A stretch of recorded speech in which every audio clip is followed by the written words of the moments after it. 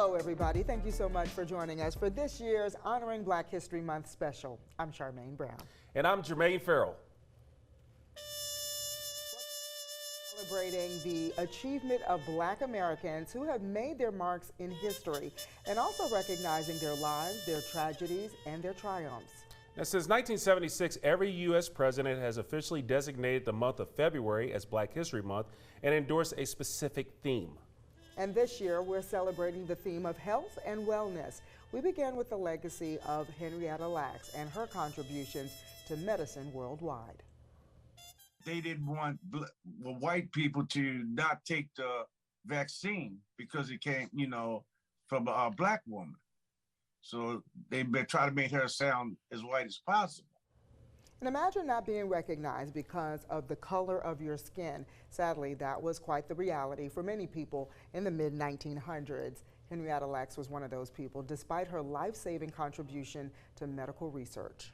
Now, Wfxr's Evan Johnson talked with one of Lacks' relatives, and he also tells us about an effort underway right here in Roanoke to honor the history-making native. Henrietta Lacks, a medical miracle born in the Star City. It's a great honor to know these things about my grandmother. The married mother of five died in 1951 at 31 years old after a battle with cervical cancer. Doctors took samples of her tumor without her knowledge or permission and made a shocking discovery. My grandmother cells is immortal. They'll be around long when I'm gone, my great-great-great-grandchildren are gone. Henrietta Lacks cells will still be here. Lacks' immortal cells became known as HeLa cells and have been used in tens of thousands of medical studies, paving the way for advancements in HIV, in vitro fertilization, gene mapping, cloning, and cancer treatments. One of her greatest contributions, a vaccine for one of the world's deadliest diseases, polio. And those same cells are being used right now to fight the coronavirus pandemic. I guarantee you that you benefit in some way from HeLa cells. Like, that wrinkle cream that you on your face to get the wrinkles disappear? HeLa cells. Really? Lipstick? Oh, yes. Even her cells been in the space. They wanted to check what it would do to human cells. Despite researchers relying heavily on HeLa cells, the identity of the woman behind them was unknown, including to her family, until decades after her death. In 1973, when my mother uncovered the HeLa cells, she was having lunch with one of her friends and a professor came. And my mother's friend introduced her as Barbette Lacks. And the professor said, we're working with someone named Henrietta Lacks' cells. And my mother said, that's my mother-in-law. And that's what we first found out.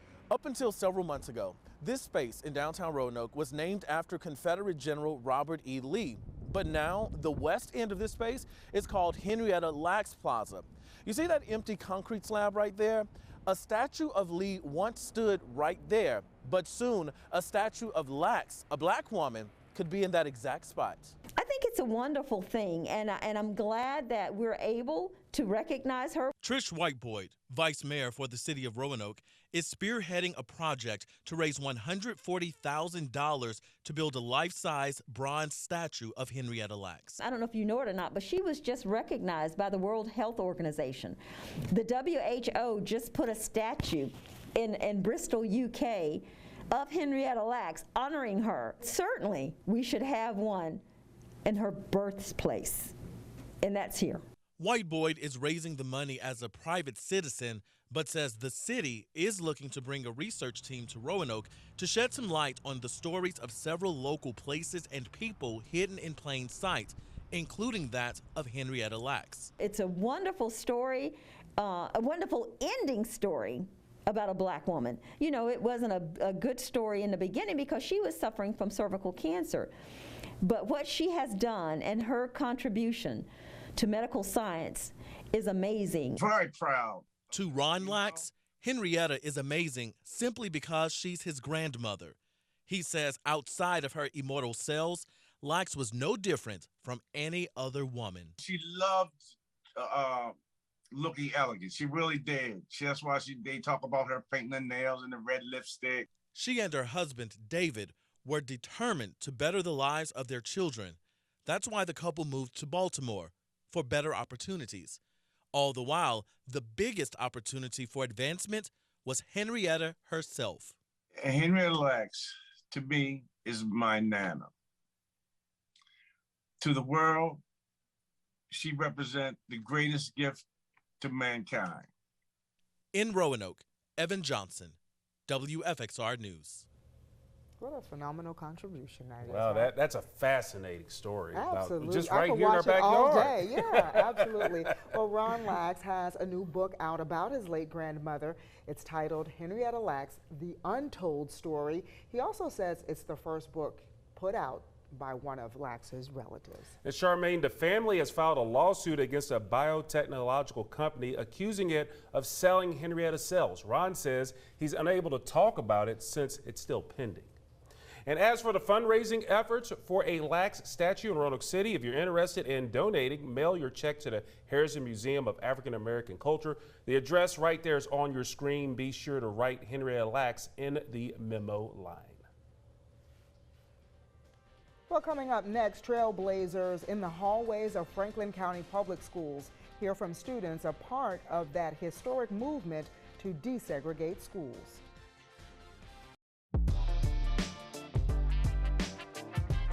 Welcome back, everybody. Well, in May of 1965, the Franklin County School Board was required by Title VII of the Civil Rights Act of 1964 to desegregate its schools, where the board chose only to desegregate 1st, 8th, 10th, and 12th grades on a freedom of choice basis.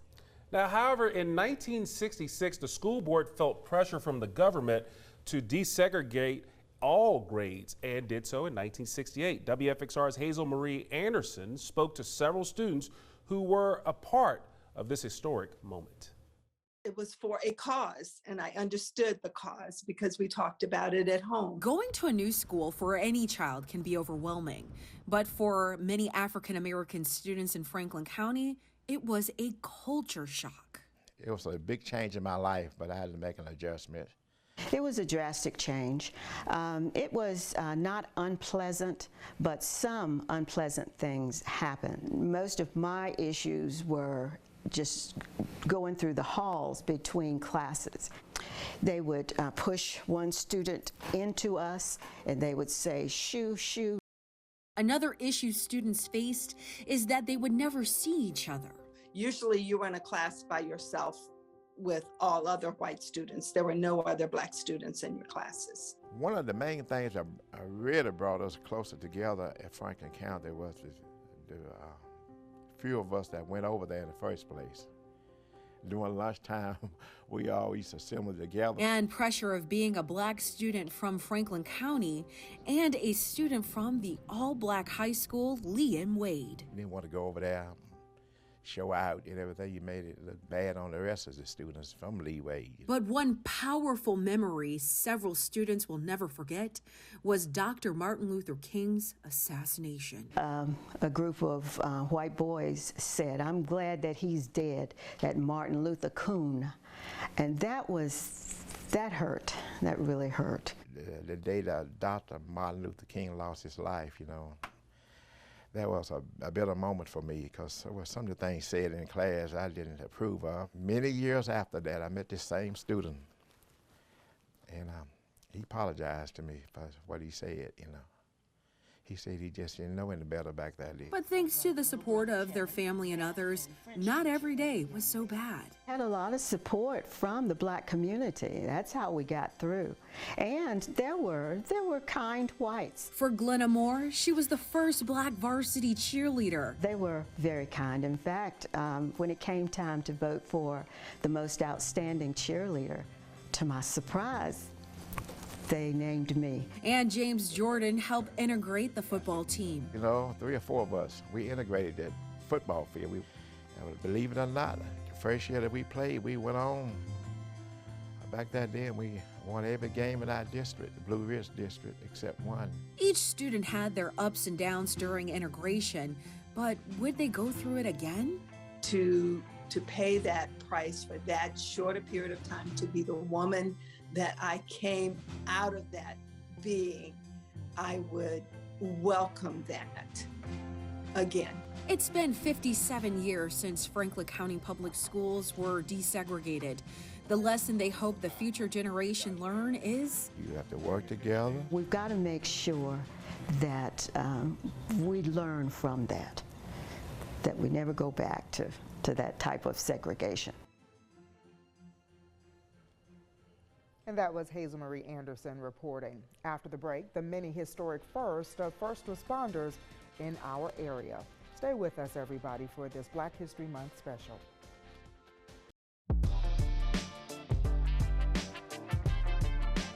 And welcome back to Honoring Black History, Mind, Body, and Soul. The city of Roanoke is home to many firsts. In 1928, the first independent all-volunteer rescue squad was formed, better known as the Roanoke Life Saving and First Aid Crew. Fast forward 13 years, and Roanoke became home to the first all-black rescue squad in America. Wfxr's Kelsey Jean-Baptiste has more on the Hunton Life Saving Crew and its dedicated volunteers. It was right here on Wells Avenue Northwest where it was believed the first all-black volunteer rescue squad in the United States made their mark on this community. No, George was a captain of the crew at one time. It all started on December 21st, 1941, just a few weeks after the attack on Pearl Harbor, that the Hunton Life Saving and First Aid Crew was formed. Their main objective was to teach safety, first aid, and civil defense, because no one knew what would be happening, whether, the country would be at war here.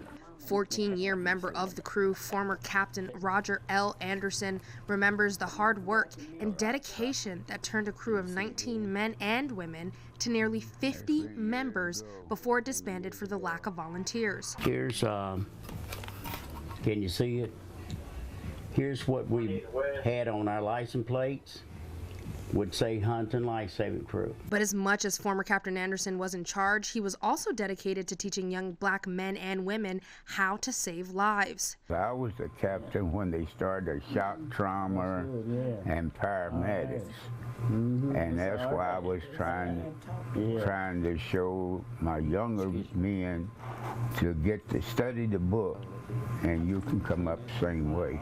And boy, did they make sure their crew worked hard. I do remember a little 10-year-old boy drowned over in the Wasina River, and we got him out. I was on one of our boats, and I had caught him with the hooks, but then the body rolled, and then the Roanoke Life Saving Crew had their boats working beside of us. Even during a time of racial tension, former Captain Anderson remembers at least 2 calls where a person in need of help refused Hunton Life Saving Crew because they were black.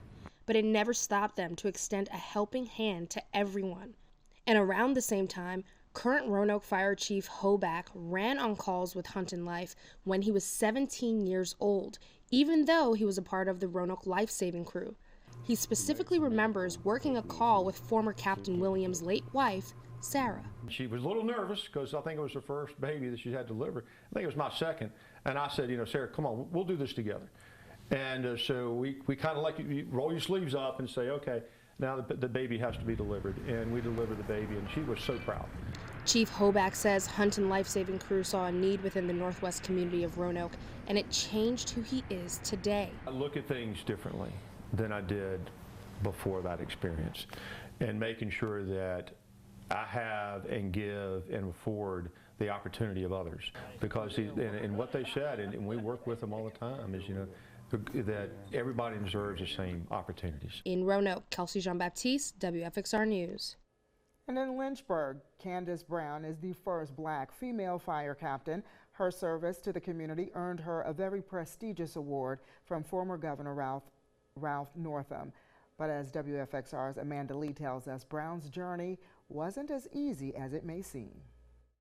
From the very beginning, Candace Brown knew the value of hard work. Mom really worked hard to provide and give everything.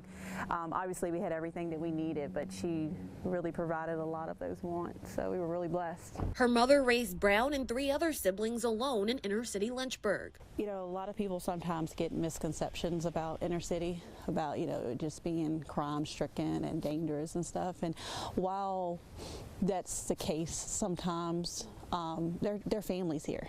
Brown remembers the simple times she had with her family. Lots of memories of, you know, snowstorms, and, you know, there was nice sledding hill right here. And her early dreams of being a school teacher or nurse. Firefighting never really crossed my mind. But all that changed when she was faced with a few challenges. Ended up, you know, having my daughter when I was 19 and just wanting to get, you know, into a career that would help me advance pretty quickly. Brown's first experience working wasn't just one job. Before I started with the fire department, I was working 3 different jobs and probably only making like $17,000 for the year. She did anything she could to support her daughter, like her mother did. I would go to work at like 6 o'clock in the morning, and I would finish my last job at 11:15 at night. She realized it was time to switch gears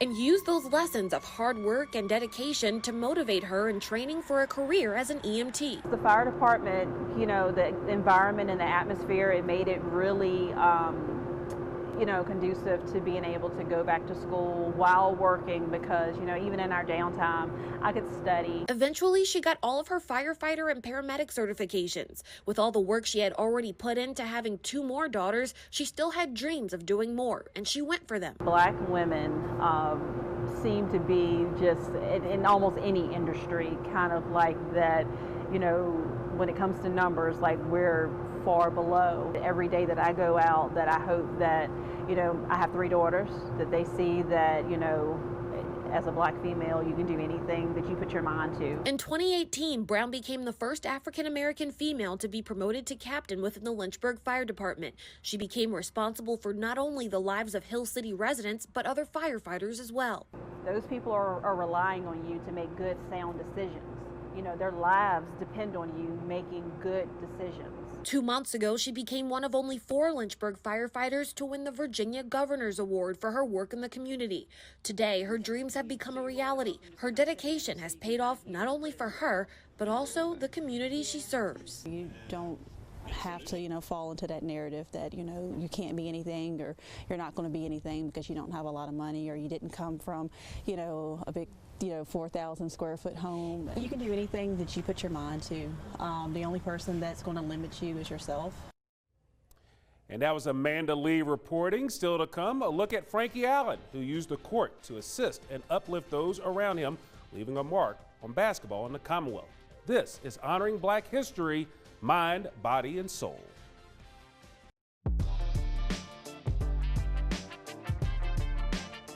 And we're back with more Honoring Black History, Mind, Body, and Soul. When we talk about breaking barriers, the name Frankie Allen comes to mind. And Wfxr Sports' Ryan Moy got a chance to talk with the former Roanoke College basketball player who turned coach about how he left his mark not only on the Roanoke Valley, but the Commonwealth of Virginia.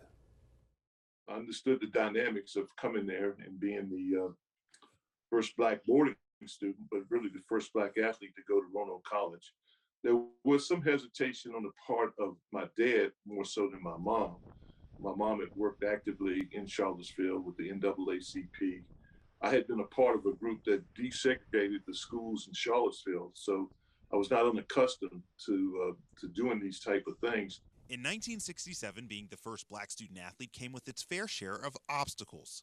Just ask former Roanoke College basketball star and former Virginia Tech head basketball coach, Frankie Allen. Once we left campus to go play some of the places we had to play, you know, there you might have some animosities and some friction and some, you know, things being said or done that probably weren't in the spirit of friendship or kindness or whatever. But we just endured all those type of things too. Allen didn't let the jeering from opposing fans stop him. Not only is he one of the most decorated athletes to wear a Maroons jersey, his records have withstood the test of time. most of the time, you got cat calls from, if anything happened, was mostly started from fans, and those things still happen, even today, but again, it was sometimes where you felt a little bit uneasy, but I always felt like we get through any type of situations that we have to have, and those things happen, but it was just a sign of the times. The Charlottesville native was the all-time leader in points and rebounds in all collegiate basketball levels in the Commonwealth. He also averaged 24 points and 15 rebounds per game.